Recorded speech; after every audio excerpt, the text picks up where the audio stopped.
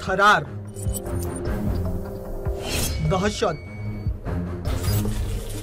आणि रक्तरंजित राजकारण गेल्या अनेक दशकांपासून एकाच नावाने दंडकारण्याच्या जंगलातल्या लाल साम्राज्यावर हुकूमत गाजवली होती, तो होता भूपती। पण आता एकाच झटक्यात हा जंगलचा बॉस कोसळला। एका उच्च स्तरावरील माओवादी नेत्याने तब्बल 60 साथीदारांसह पोलिसांसमोर शरणागती पत्करली आहे। हे केवळ आत्मसमर्पण नाही, नक्षलवादी चळवळीच्या मुळावरचा हा सर्वात मोठा आणि निर्णायक घाव आहे। पण हा भूपती ज्याच्या एका इशाऱ्यावर जंगल पेटून उठायचं, तो इतका सहज शरण का आला? कोण आहे हा 6 कोटींचा मोस्ट वॉन्टेड? संघटनेत त्याचं स्थान होतं राजाचं। तो माओवादी सेंट्रल कमिटीचा मेंबर, म्हणजे नक्षलवादाची रणनीती आणि हिंसेचा नकाशा याच भूपतीच्या डोक्यातून तयार होत होता। अनेक वर्षांपासून महाराष्ट्र, छत्तीसगड आणि आंध्र प्रदेश पोलिसांना त्याचा शोध होता। अनेक पोलीस हल्ले, अनेक निष्पाप लोकांचे रक्त, या सगळ्यांचा मास्टरमाइंड होता हा भूपती। त्याच्या प्रत्येक गुन्ह्याची किंमत होती करोडो रुपयांचे बक्षीस।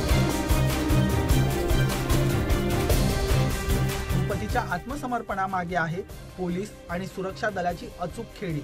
सरकारने अत्यंत आकर्षक आत्मसमर्पण पॅकेजचा ट्रॅप लावला आणि नक्षलवाद्याचं हे सर्वात मोठं शिखर खाली खेचलं।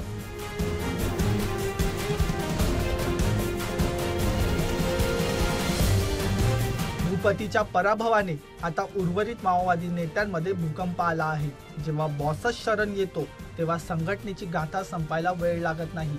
हे आत्मसमर्पण म्हणजे नक्षलवादी चळवळीसाठी डेथ ब्लो आहे। 60 माओवादी मुख्य प्रवाहात आले आहेत। माओवादाच्या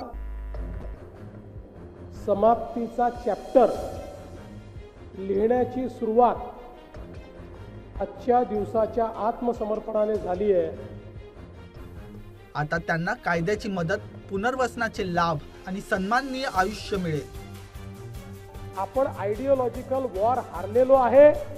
आपण ज्या स्वप्नांचा पाठपुरावा करत होते ते सगळे खोटे होते।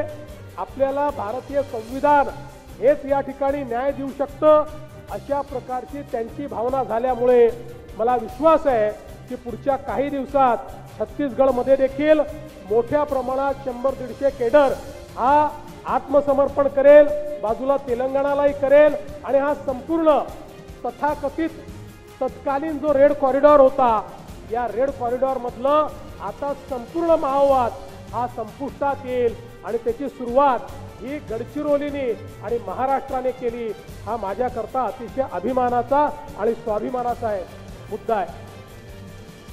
जंगलचा बॉस संपलाय, आता दंडकारण्यात शांततेची आणि विकासाची नवी पहाट उगवते। दहशत आणि हिंसेचं साम्राज्य संपणारा हा ऑपरेशन समर्पणचा विजय आहे।